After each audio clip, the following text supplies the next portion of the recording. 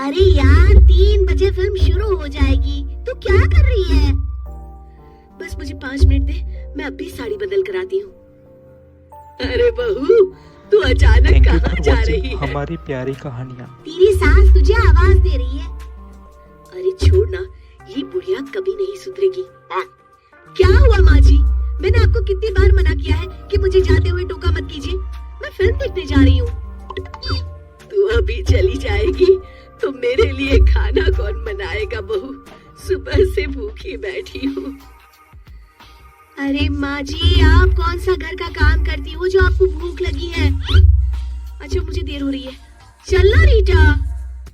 अंजलि के जाते ही सीता देवी अपनी किस्मत को कोसते हुए सारा दिन घर में भूखी बैठी रहती है। इस तरह अंजलि अपना बहू होने का कर्तव्य कभी नहीं निभाती थी। वहीं दूसरी तरफ अपनी सास के खाते से पैसे निकाल के अपने शौक पूरे करती थी। लेकिन सीता देवी इस उम्मीद पर थी कि एक दिन उसकी बहू सुधर जाएगी। फिर एक दिन सीता देवी की जुड़वा बहन गीता देवी वहाँ आती है। अपनी बहन को घर के काम करते हुए देख गीता देवी आग बबूला हो जाती है। अरे ये सब यहाँ क्या चल रहा है सीता? तेरी बहू कहाँ है जो तू घर के काम कर रही है? सीता देवी भावुक होकर रोने लगती है। अब तुझसे क्या छुपाऊं? मेरी बहू रत्ती भर भी मेरी इज्जत नहीं करती। मजबूरी में मुझे घर के सारे काम करने पड़ते हैं।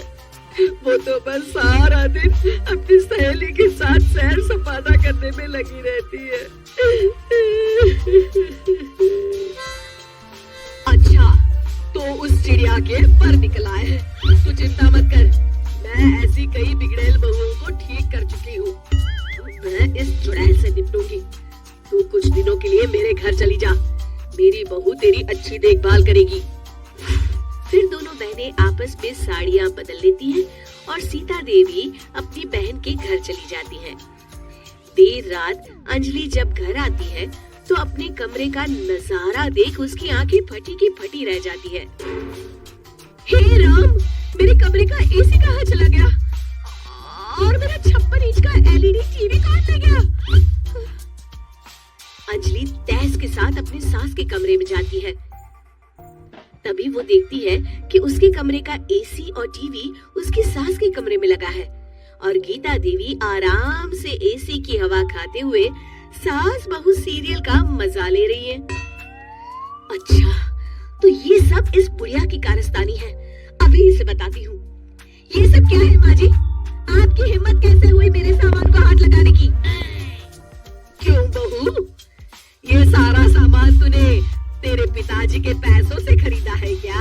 है?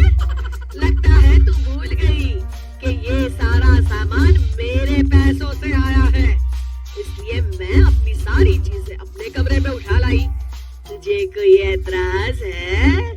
चल जा यहाँ से। सीरियल का मजा किरकिरा मत कर। गीता की बातों का कोई जवाब नहीं बनता देख अंजलि अपने दांत पीस कर रह जाती है। अगले दिन रीटा और अंजलि शॉपिंग पे जाने की तैयारी करती हैं। अंजलि जैसे ही अपनी स्कूटी पर बैठती है तभी गीता देवी स्कूटी की चाबी निकाल लेती है। अरे, ये स्कूटी कहाँ लिए जा रही है? ये भी मेरी कमाई की है। माँ जी, ये तो आप हाथ कर रही हैं। मैं बाहर पैदल जाऊंगी क्या? हाँ, पैदल जा। वैसे भी तुझे घूमने का शौक है, मुझे नहीं। देखिए माँ जी, इस तरह मेरी सहेली के सामने मेरी बेइज्जती करके आप ठीक नहीं कर रही हैं। आप मुझे अच्छी तरह जानती हैं।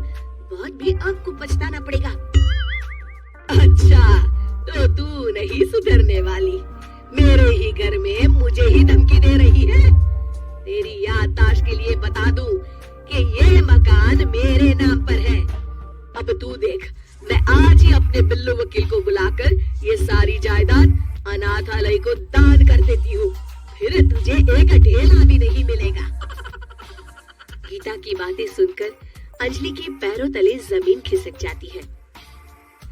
अरे, अगर तेरी सास ने तुझे अपनी जायदाद से बेदखल कर दिया तब तो तू सड़क पर आ जाएगी। मैं तो कहती हूँ चुपचाप अपनी सास से माफी मांग ले अंजलि। हाँ, तू बिल्कुल सही कहती है। मेरी सास का कोई भरोसा नहीं है। अरे नहीं नहीं माँ जी, ऐसा गजब मत करिए। आज के बाद मैं आपको कोई तकलीफ नहीं दूंगी और घर के सारे काम ना मैं ही कर लूंगी। मैं आपको एक अच्छी बहू बनकर दिखाऊंगी। कुछ दिनों के बाद ये लीजिए माँ जी, आराम से गाजर का हलवा खाइए। खुशबू तो बहुत अच्छी है। हाँ माँ जी, वैसे मैंने सब काम कर लिया है, तो मैं आपके पैर दबा दूं? आप आराम से हलवा खाइए। इस तरह गीता देवी अंजलि को सही रास्ते पर ले आती है और सीता देवी वापस अपने घर में आकर रहने लगती है।